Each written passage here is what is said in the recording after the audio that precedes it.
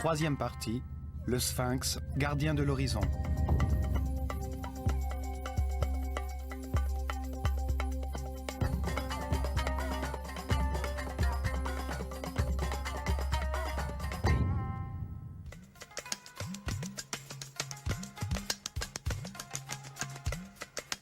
Nous allons poursuivre notre histoire de l'école de mystère de l'œil d'Horus, une caste sacerdotale fermée qui a incarné le véritable pouvoir en Égypte.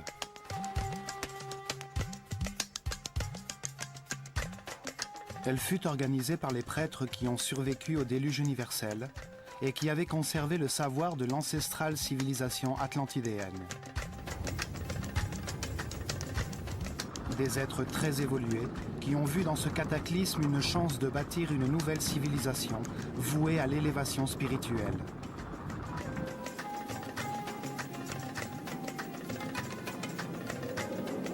Ils utilisèrent leurs temples comme des livres vivants pour révéler leurs connaissances sur Dieu et sur le fonctionnement de l'univers afin d'accélérer l'évolution de leur peuple.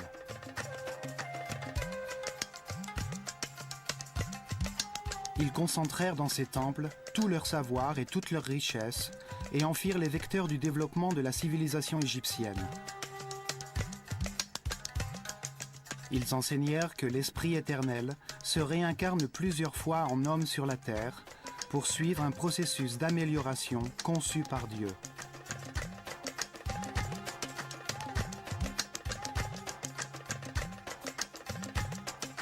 Il s'incarne dans de différents corps, nés dans des familles, des époques et des lieux différents, dans différentes conditions matérielles, économiques et sanitaires. Il se réincarne plusieurs fois sur la Terre, pendant que le système solaire tourne autour du centre de la galaxie, ce qui dure 25 920 ans. Un tour qu'ils ont appelé année cosmique. Pendant ce cycle, la conscience de l'homme est sous l'influence de l'énergie des différentes constellations qui déterminent les processus nécessaires pour son évolution, comme le Soleil détermine les changements de saison.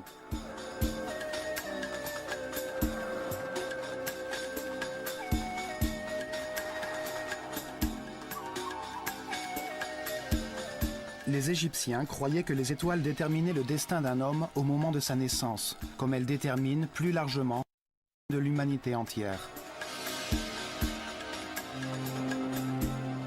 Ils concevaient le destin comme un ensemble de difficultés que chaque homme devait connaître dans sa vie afin d'en apprendre quelque chose. Selon eux, on ne pouvait connaître la vérité qu'en comparant des fins opposées, dans un univers dual formé de contrastes, de lumière et d'obscurité.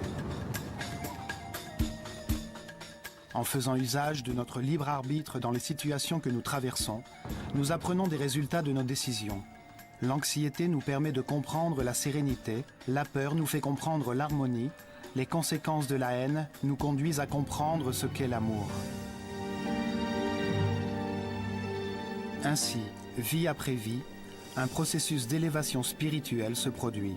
À chaque nouvelle vie, l'homme renaît plus sage, plus respectueux et tolérant, jusqu'à ce qu'il devienne, à la fin de ce cycle, un surhomme immortel.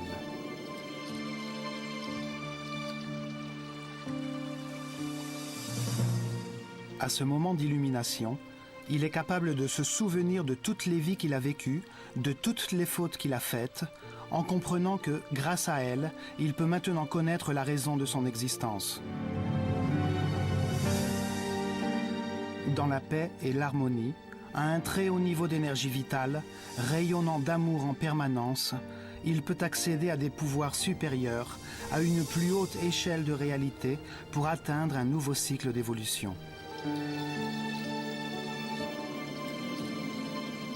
Le processus d'évolution l'a tiré de son animalité originelle, en le transformant en un grand savant, en un être immortel et respectable qui ne connaît plus aucune limite.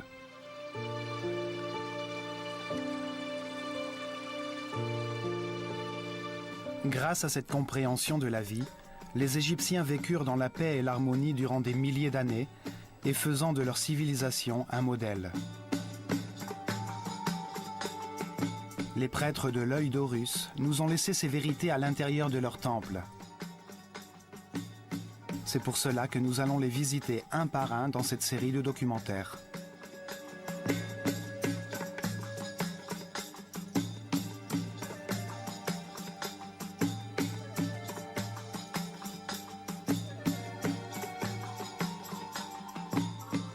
Aujourd'hui, dans notre recherche de la vérité, nous irons au plateau Gizeh, comprendre le message du Sphinx. Un message qui nous parvient à travers le temps. Car ce monolithe de pierre est une marque indélébile laissée à notre attention.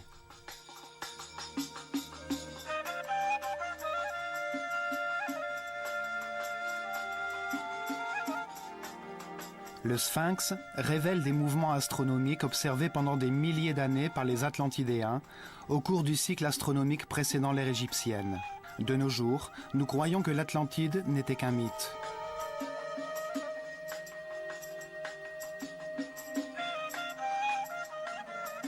Nous devons nous souvenir que l'histoire de la disparition de l'Atlantide, décrite par Platon, date de l'Égypte ancienne.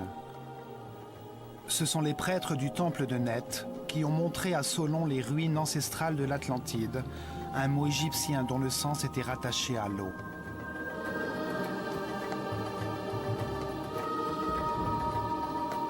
Le terme Atlu veut dire eau, ou plus précisément, la limite de la terre qui touche l'eau. Anti évoque la division d'un terrain. Le mot composé Atlanta se réfère donc à terrain séparé par de l'eau.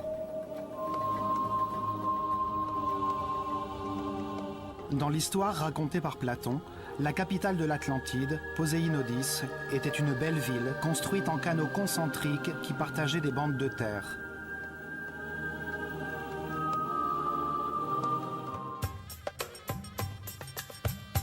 Pour dévoiler les secrets du Sphinx, et sa forme symbolique, sa taille gigantesque de pierre monolithique, sa situation géographique et la direction de son regard. Nous reconstituerons les mouvements des étoiles après le déluge universel et nous verrons ce que veulent dire les signes d'érosion provoqués par les pluies sur son corps.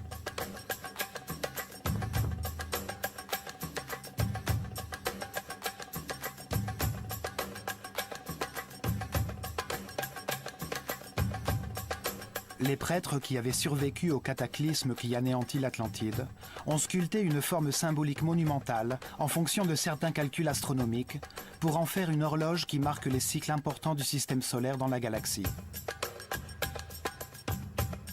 Nous analyserons ces calculs pour comprendre pourquoi le Sphinx est le plus grand et le plus ancien marqueur temporel sur la planète. La première date à y être inscrite fut le Zep Tepi. Le temps nouveau, le début de l'heure H de la nouvelle civilisation qui succéda à la destruction de l'Atlantide.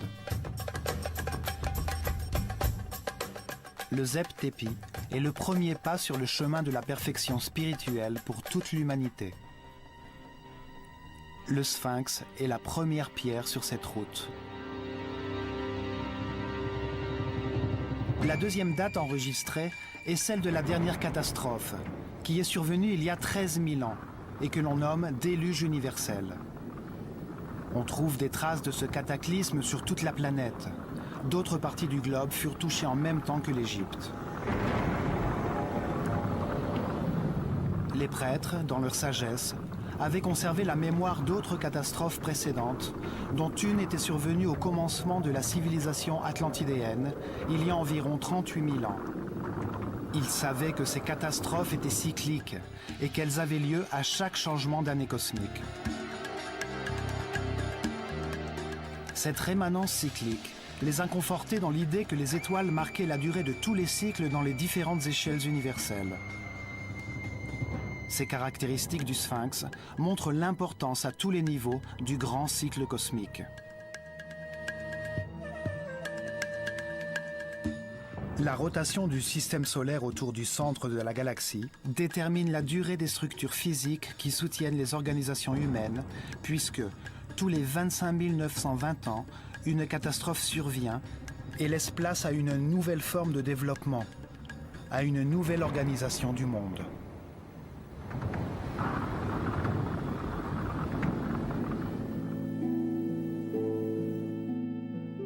Les structures qui organisent la vie et le développement de l'homme sont périodiquement détruites.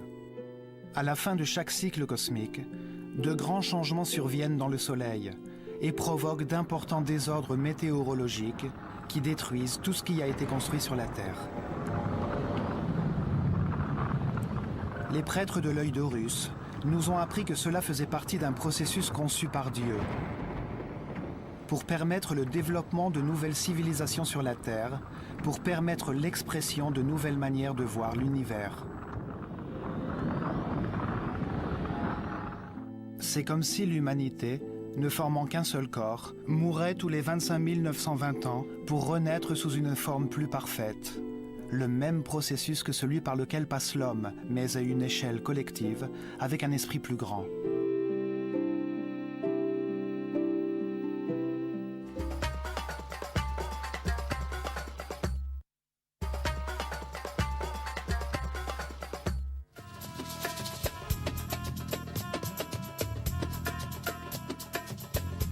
Dans la sphère céleste, au-dessus du pôle Nord, se trouvent 6 constellations. Elles sont appelées constellations polaires.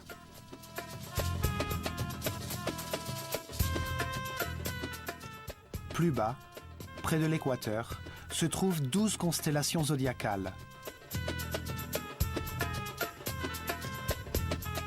En sachant dans laquelle des 6 constellations polaires et dans laquelle des 12 constellations zodiacales se trouvait la Terre à un moment donné, nous pouvons déterminer exactement quelle date il était à cet instant. Le système solaire tourne autour de la galaxie le long d'une ligne imaginaire appelée l'écliptique. Chaque rotation dure 25 920 ans, un cycle perpétuel que les prêtres égyptiens ont appelé l'année cosmique. Ils ont divisé ce tour de 360 degrés du système solaire dans la sphère céleste en 12 secteurs de 30 degrés. Le Soleil met 2160 ans pour traverser chacun d'entre eux. Ce sont les 12 constellations. Chacune a un nom d'animal. Elles forment le zodiaque, ce qui veut dire le cercle des animaux.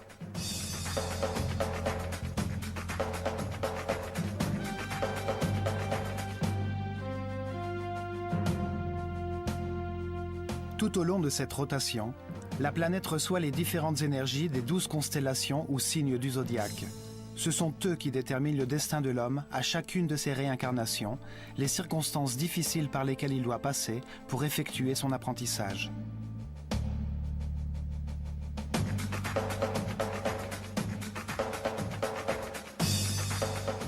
En partant du point où se trouve actuellement le système solaire, au degré 0 de l'écliptique, à la fin de l'ère du Poisson et à l'approche de la nouvelle ère du Verseau, nous reculons de 180 degrés. C'est là où le système solaire se trouvait il y a 12 960 ans, à 180 degrés de l'autre côté de l'écliptique, dans la constellation du Lion. Les scientifiques d'aujourd'hui nous disent que cette époque correspond environ à la fin du Pléistocène, quand les glaces ont fondu et que le déluge universel est survenu.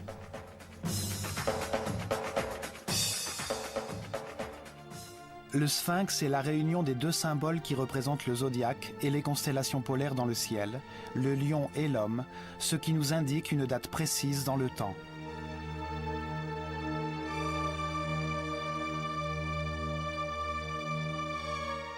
Cet animal hybride représente les deux zones célestes dans lesquelles ces étoiles se trouvent. Le corps du lion représente la constellation du lion. L'homme est le symbole de la constellation polaire, que nous appelons aujourd'hui Hercule, et que les Égyptiens appelaient Toum, l'Adam de la mythologie astronomique. Le mouvement combiné de ces deux niveaux célestes est appelé pari-passu. La paire de constellations que la Terre traverse dans son parcours autour de la galaxie, que les scientifiques nomment la précession des équinoxes. Le sphinx marque ainsi le Zep-Tepi, le nouveau temps. L'étoile polaire est appelée ainsi car elle se situe au-dessus du pôle Nord, directement au-dessus de l'épine dorsale de la planète, de son axe de rotation. C'est une étoile fondamentale, qui a le pouvoir de diriger le ciel, car vue depuis la Terre, la sphère céleste tourne autour d'elle. L'inclinaison de l'axe de la Terre par rapport au Soleil se déplace lentement pendant le cycle cosmique et vise un deuxième cercle, plus haut dans le ciel, formé par 6 étoiles polaires différentes.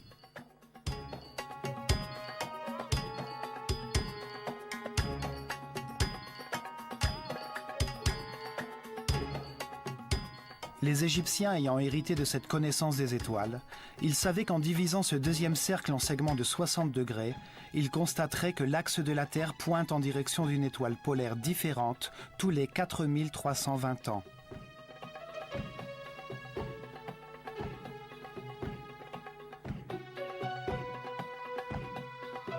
Ces étoiles polaires forment 6 constellations, qui se trouvent exactement au-dessus du pôle Nord, à chaque angle de 60 degrés sur le parcours que la Terre effectue durant la grande année cosmique. On les appelle les constellations polaires.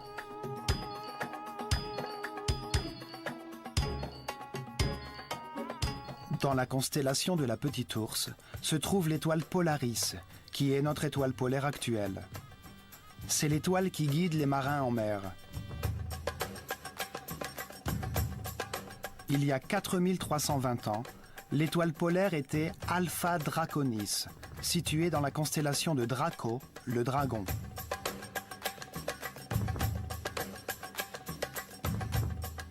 Il y a 8640 ans, le pouvoir céleste résidait dans l'étoile polaire de la constellation d'Hercule ou de l'Homme.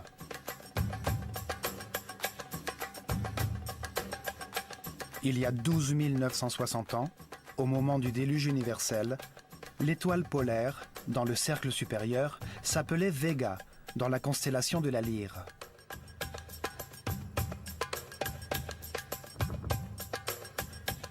Encore 60 degrés en arrière, il y a 17 280 ans, l'étoile de Deneb, dans la constellation du Cygne, brillait dans le pôle Nord. Il y a 21 600 ans, Alphyrque, dans la constellation de Céphée, se trouvait au-dessus du pôle.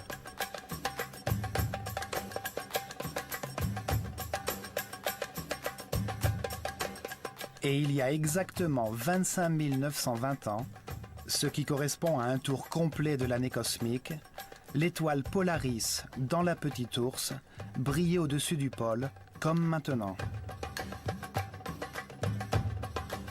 Ces deux groupes de constellations, les 6 du cercle polaire supérieur et les 12 du cercle zodiacal inférieur, influencent l'homme en permanence. Ces deux cercles tournent autour d'un axe polaire virtuel au centre de la galaxie, l'axe de la couronne.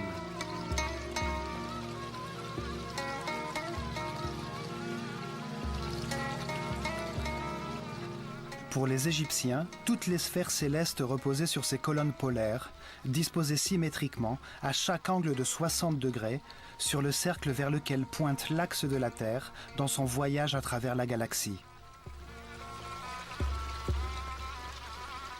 L'ancienneté et l'exactitude des connaissances égyptiennes sont évidentes. Les prêtres, les gardiens du temps, ont hérité de données astronomiques qui avaient plus de 26 000 ans. Les astronomes modernes ont pu prouver l'existence de ces deux mouvements, qu'ils appellent la précession des équinoxes, car c'est à travers les changements dans l'axe des équinoxes qu'ils ont pu les vérifier. Le Soleil, vu de la Terre durant une année solaire, semble avoir 4 coins, 4 positions qui limitent ses mouvements dans l'horizon.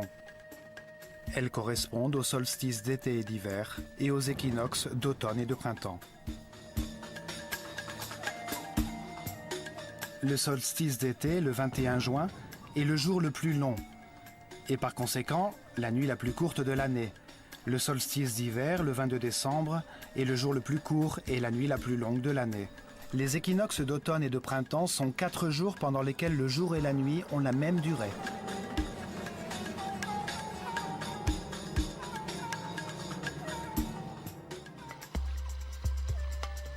À Gizeh, le Soleil fait face au Sphinx au moment des équinoxes et il se lève à 28 degrés de longitude nord-est au solstice d'hiver et à 28 degrés de longitude sud-est au solstice d'été.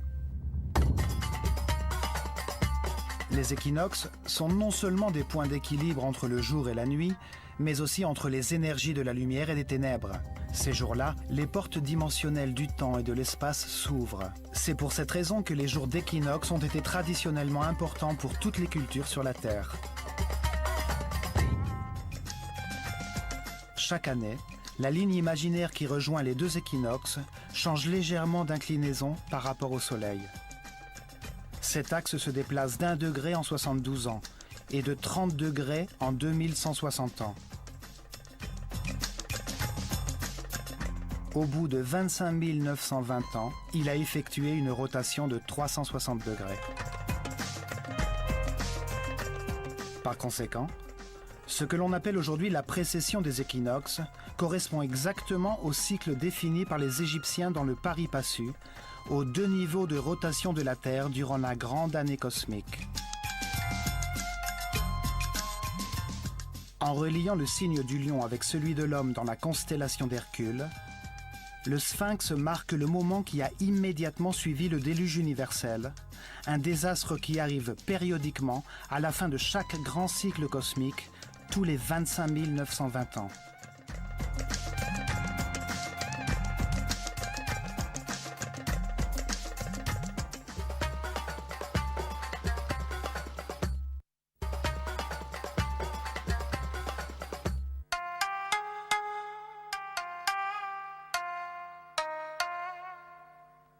Le Sphinx est la plus grande sculpture sur Terre. Son énorme corps a été taillé dans une seule roche, afin de perdurer à travers les siècles. Ce monolithe géant, d'un seul tenant, fut érigé sur le plateau de Gizeh. Il mesure 80 mètres de long, 13 mètres de large et 20 mètres de hauteur. Il est aussi grand qu'un pâté de maison. Pour former son corps, les Égyptiens ont sculpté d'énormes blocs de pierre qui ont ensuite été utilisés pour construire 2 énormes temples en face de lui.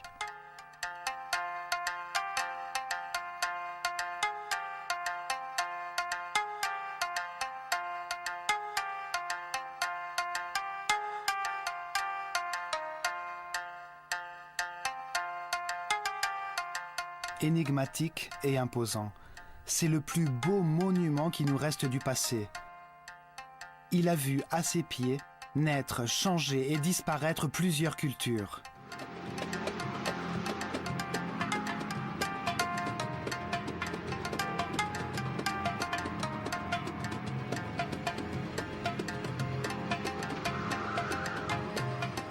Sa localisation géographique sur le plateau Gizeh, aussi appelé Rosto dans l'ancestral Livre des Morts, est très particulière.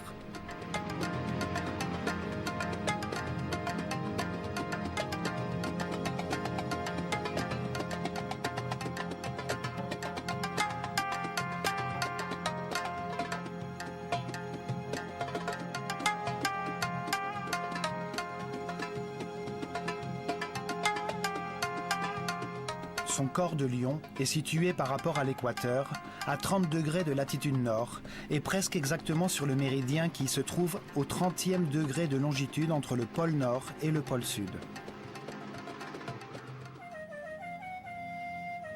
« 30 degrés de latitude, 30 degrés de longitude, sur l'un des points diamagnétiques de la planète. De nos jours, nous savons que le réseau électromagnétique de la planète se structure tout autour de la Terre, entre les 30e parallèles de latitude nord et sud, et à des distances harmonieuses, égales et régulières.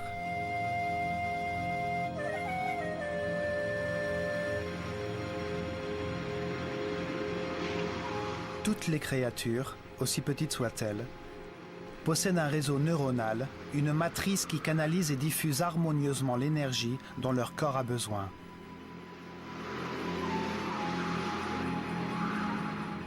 La Terre est enveloppée par ce réseau géométriquement parfait de lignes équidistantes, composées de polyèdres, le long desquels circule l'énergie qui lui permet de vivre. On les appelle les lignes Lie et les lignes Harman. Elles forment une matrice de points névralgiques qui produisent naturellement des tourbillons énergétiques. Ces tourbillons ont été secrètement utilisés par les gouvernements et les individus qui en ont la connaissance pour générer des forces antigravitationnelles permettant la lévitation. Ces tourbillons électromagnétiques sont harmonieusement répartis sur la surface du globe et provoquent des désordres magnétiques et énergétiques avérés.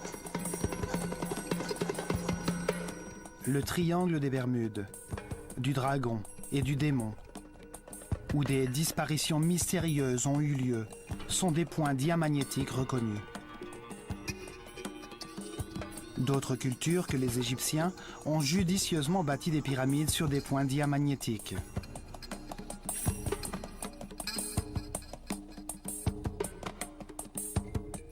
Des pays y ont stratégiquement placé des bases militaires. Avec une technologie adéquate, l'énergie de la planète peut être utilisée sur ces points afin de neutraliser l'effet de la gravité sur n'importe quel objet qui se trouve dans son champ d'action. Des expériences de changement dimensionnel, comme l'expérience de Philadelphie, dirigée par Nikola Tesla en 1943 aux États-Unis, ont aussi été réalisées sur ces points.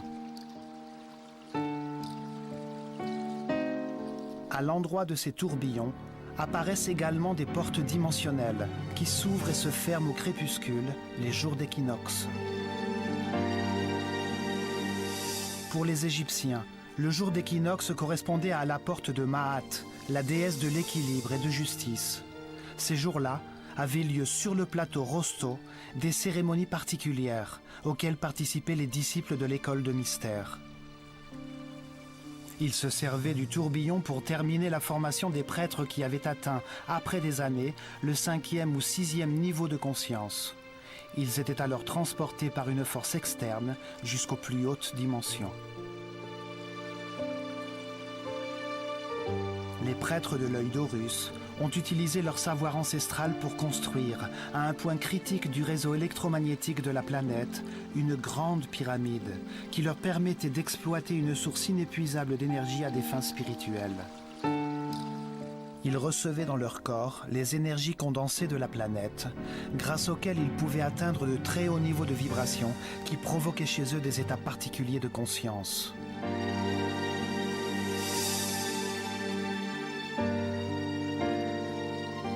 La grande pyramide était appelée l'arche de Ra-Armakou et elle a été construite sur un tourbillon électromagnétique qu'il pouvait ainsi utiliser les jours d'équinoxe quand les domaines de la lumière et de l'obscurité étaient équilibrés par Maat.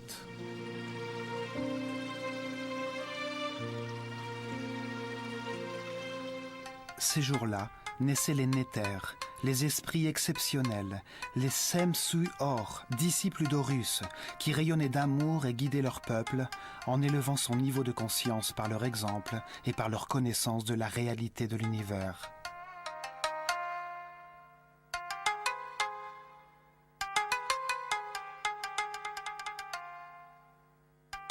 Dans le livre des morts, dans la 5e section appelée Rosto, apparaît une forme pyramidale gardée par 2 sphinx en forme de lion qui font face au soleil à chaque équinoxe et qui protègent l'entrée au royaume de Sokar.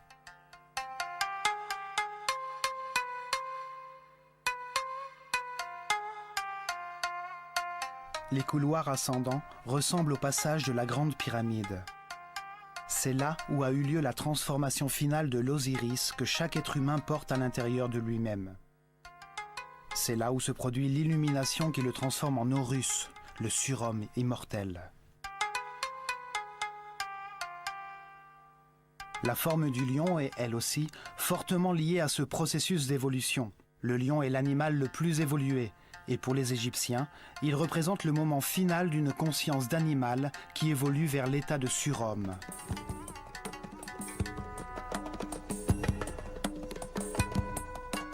Ces éléments, parmi de nombreuses preuves, font de l'emplacement du sphinx un lieu particulier et disqualifient l'idée selon laquelle le sphinx ne serait qu'un simple monument et la grande pyramide un tombeau.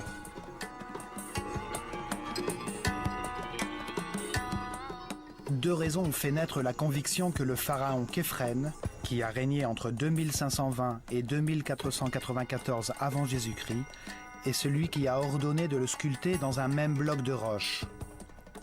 La première raison est qu'on pense que son visage ressemble à celle d'une statue de diorite noire du pharaon Képhren qui a été retrouvée enterrée la tête à l'envers près du Sphinx dans le temple de la vallée. Cette statue le représente avec un faucon sur la nuque. Nous avons retouché l'image du Sphinx à l'aide d'outils numériques pour obtenir une approximation de son visage à l'état original.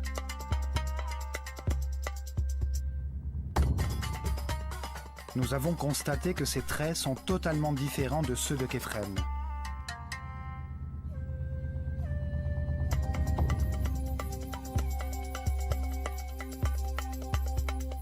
Il est reconnu que le Sphinx était appelé Abu-Ol et que pendant très longtemps, il a été peint en rouge, la couleur de l'Égypte.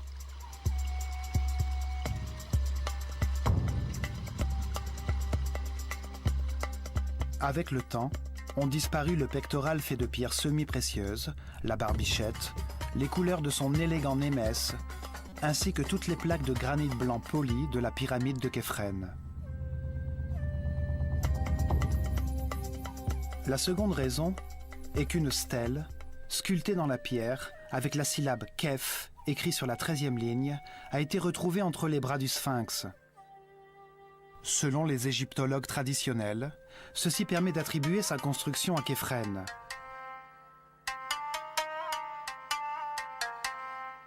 La stèle a été réalisée sous le règne du pharaon Thoutmôsis IV, entre 1401 et 1391 avant Jésus-Christ, pour commémorer la restauration du Sphinx, grâce à laquelle on put retirer le sable qui le recouvrait jusqu'au cou.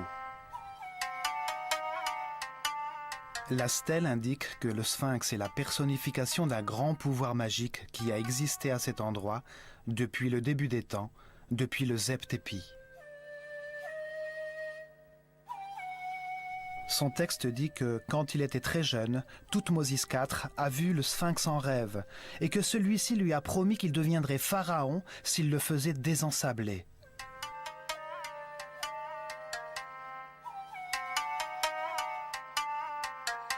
En vérité, elle ne donne aucune information susceptible de savoir qui a ordonné sa construction. Il n'y est fait aucune mention de Képhren comme bâtisseur du Sphinx. Il fut sûrement l'un des restaurateurs qui, comme Thoutmôsis IV, ont enlevé le sable qu'il avait recouvert au cours du temps.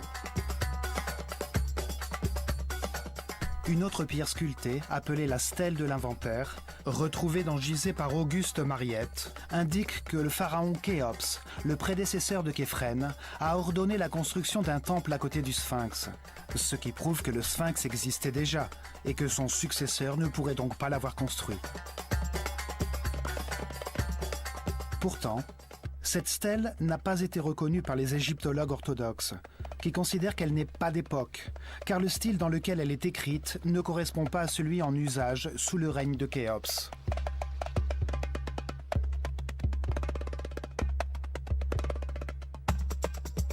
En réalité, le Sphinx est resté enterré dans le sable durant des milliers d'années. Plusieurs souverains bienveillants ont ordonné de le nettoyer. Il était alors désensablé pendant quelque temps, mais on le négligeait de nouveau.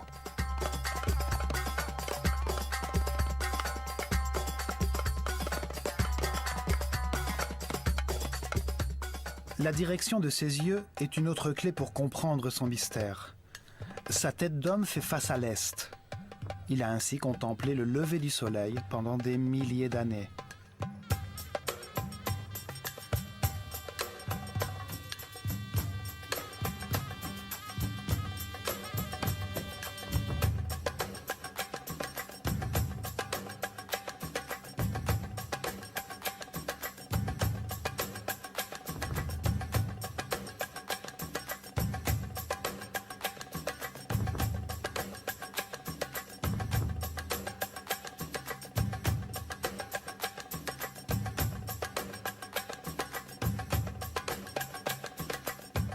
Ses yeux montrent intentionnellement et avec précision un point de l'horizon, là où le soleil se lève les jours d'équinoxe, le vrai est, le point de passage dimensionnel.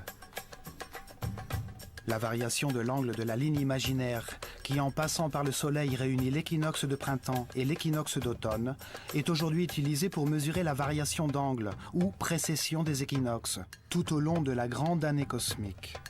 Son angle varie d'1 degré en 72 ans, de 30 degrés en 2160 ans et de 360 degrés en 25 920 ans. Elle marque l'année cosmique, le cycle qui détermine les réincarnations de l'homme et la survenue de cataclysmes périodiques.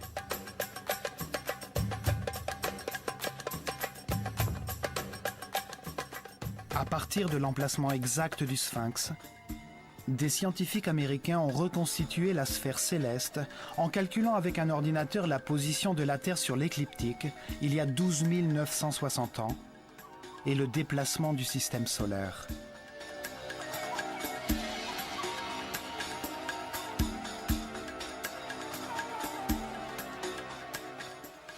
Ils ont confirmé qu'à cette époque, au point exact vers lequel regarde le Sphinx, le vrai est de l'horizon, à une latitude de 30 degrés, se levaient chaque nuit les étoiles de la constellation du Lion.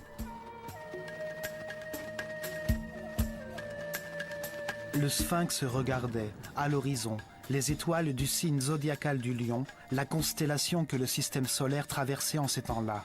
Ces travaux confirment donc le message que le Sphinx veut nous transmettre sur le temps, sur sa forme symbolique et sur son emplacement précis. Au même moment, à 90 degrés au sud, se trouvait la constellation d'Orion, à 9 degrés sur la ligne du méridien nord-sud.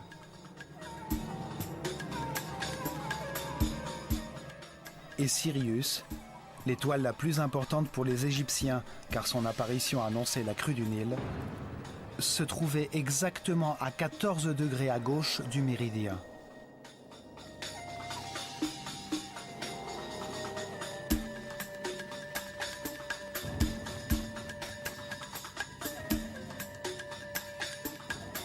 La date que le Sphinx nous indique, le début de la nouvelle civilisation, le Zep Tepi, est confirmée par la relation entre sa forme symbolique et la constellation zodiacale du Lion, d'une part, et de la constellation polaire d'Hercule, d'autre part.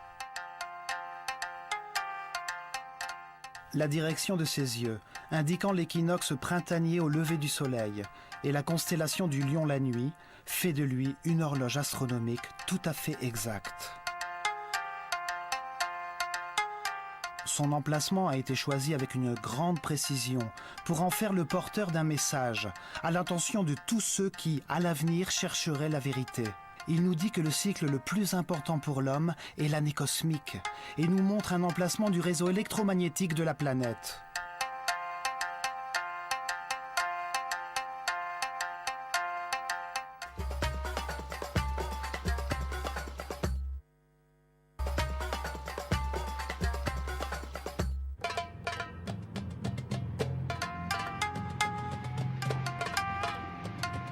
Il y a un autre élément du Sphinx qui confirme le Zep Tepi, le moment auquel le Sphinx a été construit.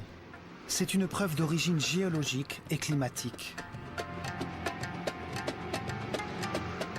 En 1960, le mathématicien français René Schwaller, de Lubitsch, a déclaré que le corps de lion du Sphinx montrait des signes d'érosion provoqués par la pluie.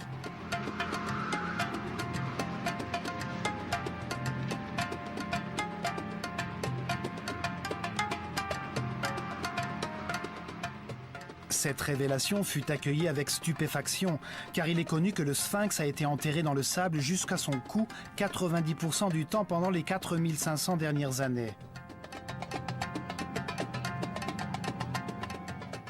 Depuis l'an 2500 avant Jésus-Christ, la date où on a coutume d'admettre qu'il fut construit par le pharaon Képhren, seuls quelques souverains bienveillants se sont donné la peine de le restaurer en faisant enlever le sable qui le recouvrait.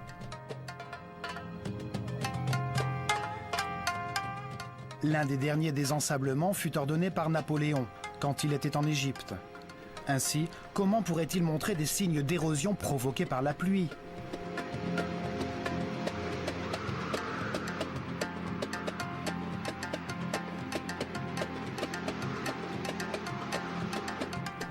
En outre, il a été prouvé que le climat en Égypte a été le même pendant ces 4500 ans, aride, sec, avec des pluies rares.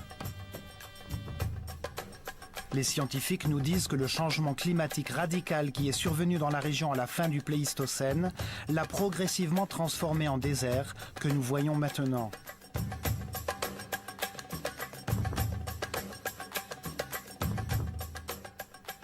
Cela signifie que la pluie qui a érodé le corps du Sphinx pourrait être tombée seulement entre les années 10 960 et 5000 avant Jésus-Christ, quand le plateau Gizeh s'est transformé en désert de sable et que le Sphinx a été enterré jusqu'au cou, protégé du temps.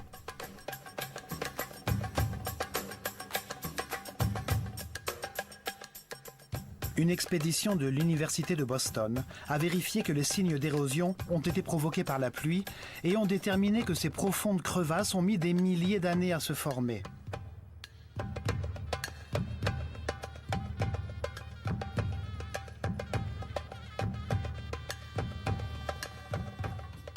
Ceci confirme l'antériorité du Sphinx et relance le débat sur la date de commencement de cette civilisation, point sur lequel les égyptologues orthodoxes ne sont pas venus à s'accorder.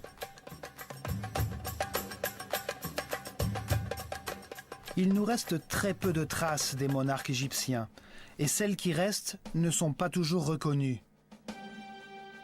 Le papyrus de Turin et la galerie des cartouches, dans le temple d'Osiris, à Abydos, énumèrent les noms des pharaons dont l'existence est avérée.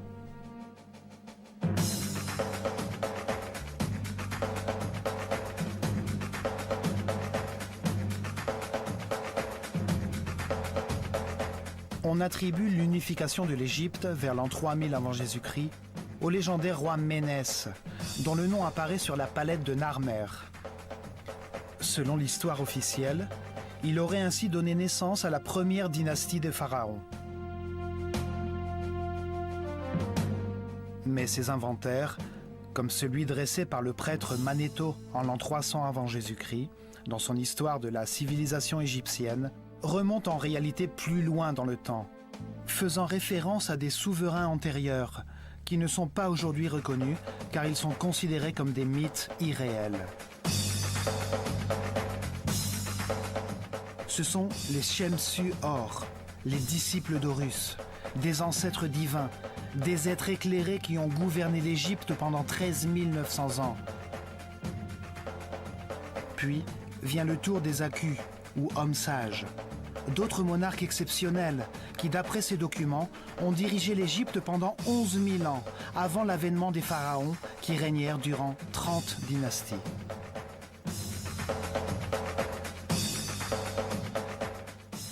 Cela signifie qu'il y avait une civilisation en Égypte. Avant même le déluge universel, pendant le cycle atlantidéen, avant le Zep-Tépi et le commencement d'un nouveau cycle intégrant les connaissances antérieures. Ceci explique aussi une des incohérences de l'histoire officielle, qui fait débuter la civilisation égyptienne vers l'an 3000 avant Jésus-Christ. Il est inconcevable que l'art, la science, les techniques d'architecture et l'écriture hiéroglyphique aient pu être aussi développées dès cette époque. Certaines des réalisations des premières dynasties surpassent les développements ultérieurs.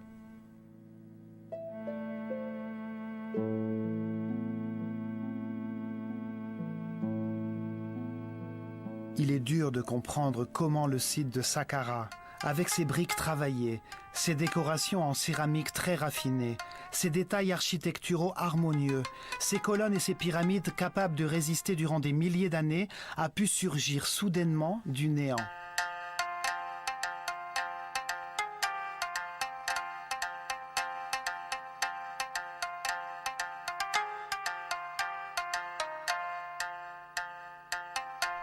C'est comme si notre civilisation actuelle avait subitement construit une navette spatiale, sans avoir jamais connu les avions de toile, le DC-3 ou les vols Gemini qui conduisent l'homme sur la Lune.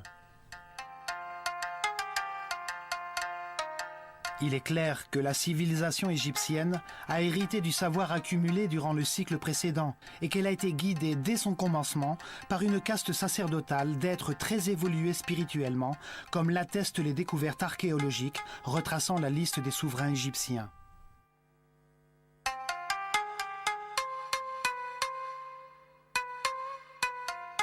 Ceci confirme également que le sphinx a été sculpté dans la pierre par les prêtres de l'école de mystère de l'œil d'Horus immédiatement après le déluge, durant la période prédynastique. Le sphinx est une sculpture gigantesque, construite en un seul bloc, pour résister à l'épreuve du temps. Sa forme symbolique a été minutieusement étudiée pour en faire un point de rencontre astronomique. Il se trouve précisément sur l'un des nœuds diamagnétiques de la planète, indiquant la présence de forces énergétiques planétaires là où la Grande Pyramide a été construite.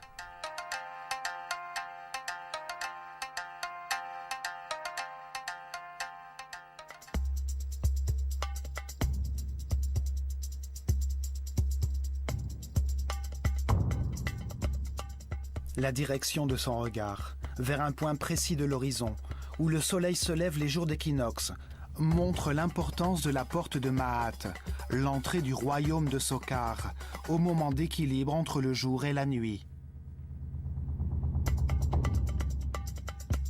Dans cet univers de contraste, c'est seulement grâce à cet équilibre entre la lumière et l'obscurité, entre deux extrêmes, que l'unité peut être réalisée.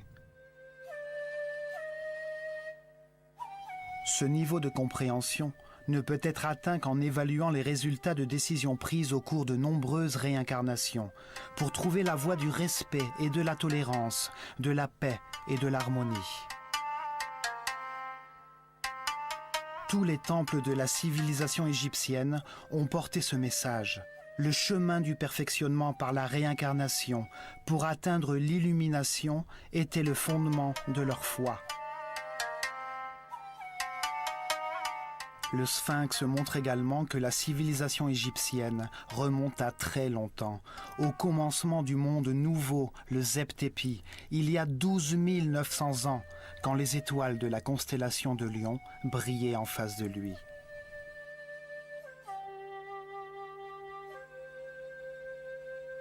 Le sphinx rappelle l'existence de l'année cosmique, le cycle le plus important pour l'humanité. Il confirme que la civilisation atlantidéenne a vraiment existé.